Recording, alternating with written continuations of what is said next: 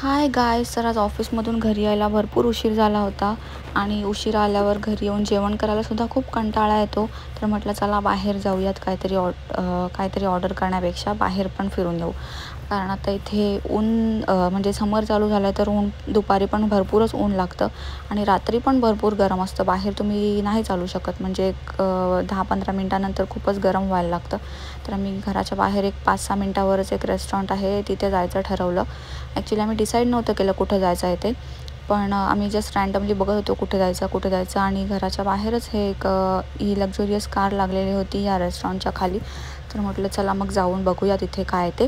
आणि त्यानंतर आम्ही जेव्हा एंट्री करत होतो तेव्हा आम्ही नॉर्मल सेक्शनमधूनच एंट्री करत होतो. मग तो वेटर आम्हाला बोलला होता की इथे फॅमिली सेक्शन आहे. मग आम्ही फॅमिली सेक्शनमधूनच एंट्री करायला सांगितलं त्याने आम्हाला, कारण तेव्हा शाळेत बाहेर थोडी गर्दी होती तिथे आणि रेस्टॉरंटसुद्धा छान क्राऊडेड होतं. तर म्हटलं चला इथे मस्त असेल काहीतरी.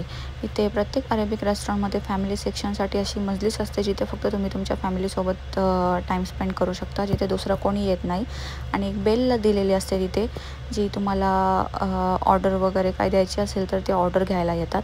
इथे एक प्रॉब्लेम हा होता की मेन्यू मोस्टली अरेबिकमध्ये होता, इंग्लिश पण होता पण मोस्टली अरेबिकमध्ये होता. त्यामुळे आम्हाला फक्त तिला विचारून ऑर्डर द्यायचं होतं.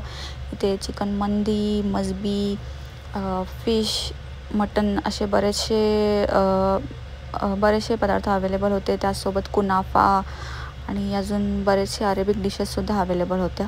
पण आम्ही कन्फ्यूज झालो होतो ऑर्डर करताना, because it was written in Arabic. तर आम्ही मग तिला बोलवून तिला विचारूनच ऑर्डर केली. आणि जी आम्ही ऑर्डर केलं होते चिकन मसबी, ज्यामध्ये ग्रिल चिकन असतं, तर ती फक्त एकदा अवेलेबिलिटी चेक करत होती की जे आम्हाला हवं आहे ते अवेलेबल आहे की नाही ते. मग 1-2 मिनटाच्या आतच तिने येऊन सांगितलं की अवेलेबल आहे. आणि इथे अरेबिक रेस्टॉरंटमध्ये तुम्ही काही ऑर्डर केलं तरी पण तुम्हाला सूप, स्टार्टर, सॅलड हे सगळं कॉम्प्लिमेंटरी असतं. तर 1-2 मिनटातच तिने आम्हाला स्टार्टर आणून दिलं, ज्यामध्ये होतं सूप, सॅलड आणि ही एक चटणी. ही खूपच टेस्ट लागते बाय द वे. तर ते आम्ही खाल्लं आणि एक 5-10 मिनटाच्या आतच तिने आम्हाला जे आम्ही ऑर्डर केलं होतं चिकन मसबी ती आणून दिली, ज्यामध्ये ते ग्रिल चिकन, थोडेसे नट्स होते फ्राईड आणि हे राईस होतं बासमती राईस, जे मोस्टली बिर्याणीला घेतात तसंच सेमच होतं टेस्ट बिर्याणीसारखं. फक्त चिकन जे होतं ते ग्रिल्ड होतं. आणि मी अगोदरसुद्धा भरपूर रेस्टॉरंटमध्ये मंडी ट्राय केले, 1-2-3 वेळा ट्राय केले, पण ही वाली मी सांगेन की बेस्ट होती. ही खूपच टेस्टी होती. मी एक 5-10 मिनटाच्या आतच ही मंदी संपवली होती. आणि त्यानंतर आम्हाला कुनाफा हवा होता, पण जो लेट झाल्यामुळे अवेलेबल नव्हता. ते 5 मिनटात आमची डिश बघा पूर्ण प्लेट क्लीन झाली होती. आणि हा आहे रेस्टॉरंटचा ॲम्बियन्स. बाहेर आल्यावर हे पूर्ण फॅमिली सेक्शन आहे.